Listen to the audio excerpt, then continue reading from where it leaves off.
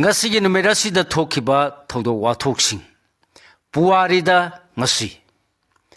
kumjal sing ni taret ki November ni panda Chief Minister o ibobi sindok na ba Congress MLA amasung Minister singna akan birang hauring cherekta angalwadi center lising ahum nauna hangbada makhogi sakthung yaurukti haiduna Manipur Pradesh Congress Mahila Committee gi worker singsu irang hauraki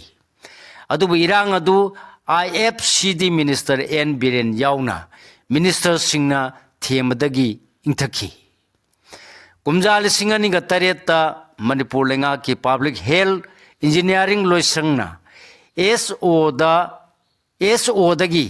AE da promotion pibada makok thongbo official sing amasung MPSC gi official kharga manarga run yadaba mioi khara recommend toramle haino all Manipur PhD section officer association Manipur na pendaba phungdorki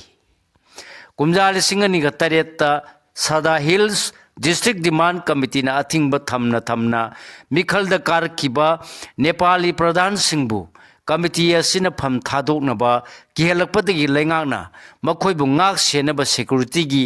thorang lokatki kumjal singani tareta India government ki Ministry of Agriculture na India da avian influenza natraga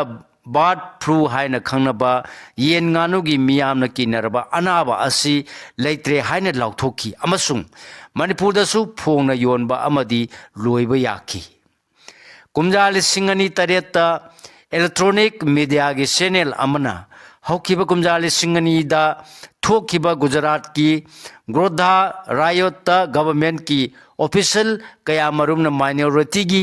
miyoi sing hat ki haina operation Kalank Koba program amada Maran Sirpadagi Thado Adu CBI na Tijin Hanaba National Human Rights Commission na Warep Lauki